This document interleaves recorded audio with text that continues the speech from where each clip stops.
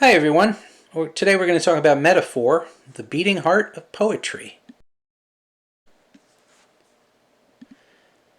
To me, metaphor is poetic language at its most poetic, tracing figures out of thin air, drawing connections between things that aren't necessarily connected to each other. There are a bunch of different ways of thinking about metaphor, and I want to review a few of them. I think of metaphor as being expeditionary.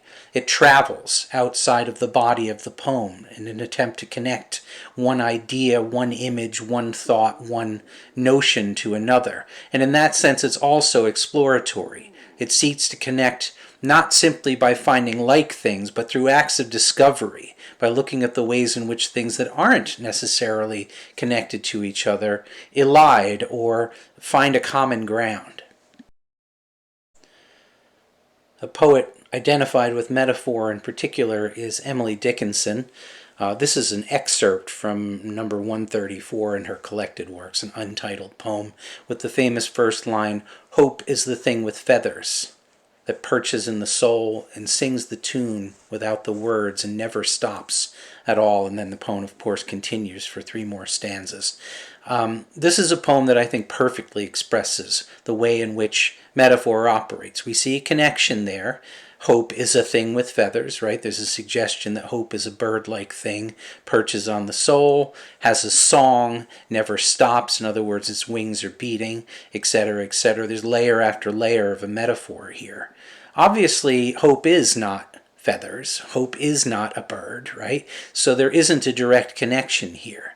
But we immediately sort of recognize that connection as soon as she makes it. A kind of new synapse forms in our brains. And that's what metaphor does particularly well, by sort of reaching out into another realm or another set of ideas. It establishes a connection for us, and it becomes a permanent connection. We use 2 different brains when dealing with metaphors. There's the brain that constructs it, and then there's the brain that interprets it. And this is an odd sort of thing to say, since obviously it's the creative brain is the same, I suppose, to a certain extent. But the creative brain also has this kind of critical aspect to it. So we as readers, we as the audience for the poem, will experience it in terms of a kind of unraveling of meaning, which isn't necessarily the experience of the person creating it. The person creating it sees a spark of a connection and they chase it. What we're seeing is the result of that. So what we end up having here is a kind of balance of the creative and the critical that happens in a sort of improvisation. Maybe the best sort of analogous example would be something like the construction of jazz. If you look at this poem from the late 19th, early 20th century Indian poet Sarojini Naidu, she's constructing a sort of a series of metaphors and similes here. The voice in this poem is a male character speaking to or of a female character. If you look at the first 2 lines, we see very clearly expressed a number of different metaphors. You flaunt your beauty in the rose, your glory in the dawn, your sweetness in the nightingale, your whiteness in the swan. These are all sort of idealizing images of the beloved.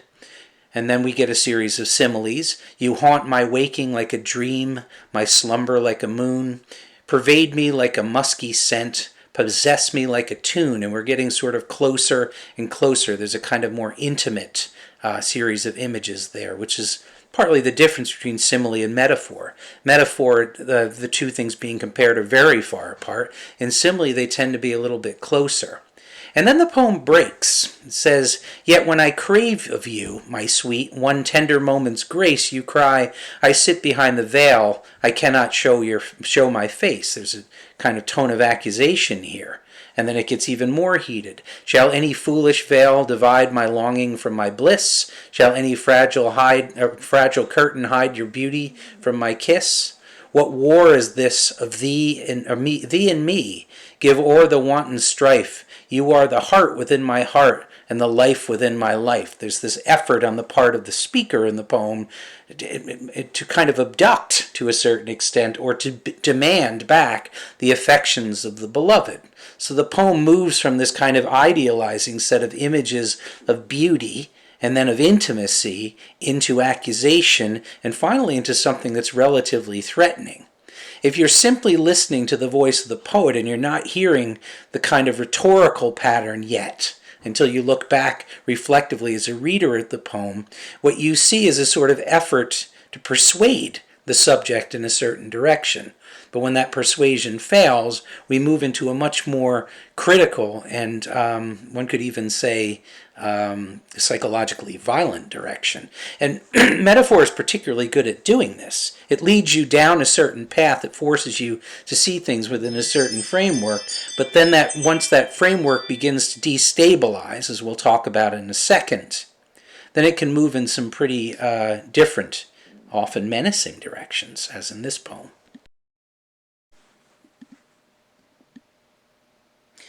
Here we really begin to see the difference between simile and metaphor. Simile is something that is simply supposed to express similarity. In other words, to hold things side by side and suggest that they are inherently like, whereas metaphor holds things side by side and essentially tries to sort of force them together so that we can begin to draw our own kind of visceral connections between them. Simile is a much more kind of rhetorical device in that sense. It's trying to persuade us of something, whereas metaphor works primarily in the mode of image. It just simply emblazons that connection on our brain. But of course, there's an instability in that connection. There may be a strange familiarity about the image that we're seeing. We've never seen it before, but we recognize it, right? That it seems, apparent to us or self-evident the moment that we see it, like a déjà vu or something like that. But it's also irreducible. It may illuminate a connection, but it doesn't fit perfectly. It isn't something that we can sort of explain away. It just is, in the way that an image is. As an example of this, I want to look at a poem of Sylvia Plath's from 1960 called Metaphors. Plath was pregnant at the time, and she was sort of writing about the anxiety of being, about to be entering motherhood for the first time. And I want to read through the whole thing. It begins, I'm a riddle in 9 syllables, an elephant, a ponderous house, a melon strolling on 2 tendrils. Oh, red fruit, ivory, fine timbers, this loaf's big with its yeasty rise. Money's new minted in this fat purse. I'm a means, a stage, a cow and calf. I've eaten a bag of green apples, boarded the train, there's no getting off.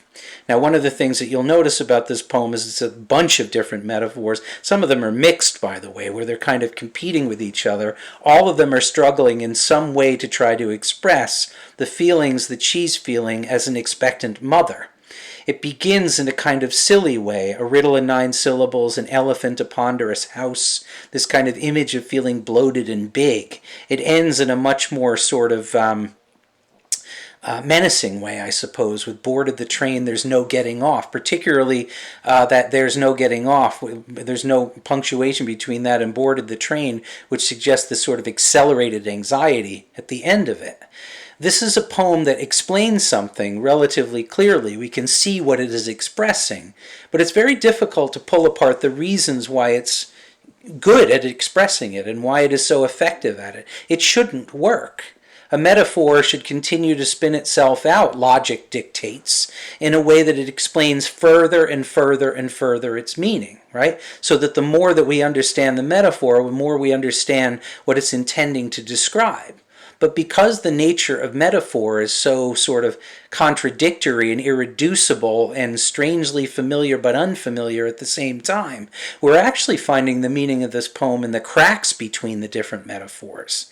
It's the anxiety that's growing as she looks for exactly the right way to describe it that's really only possible with metaphor, because we're sort of being bombarded with images. We're not being asked to interpret or to connect them to each other. We're simply being asked to absorb them.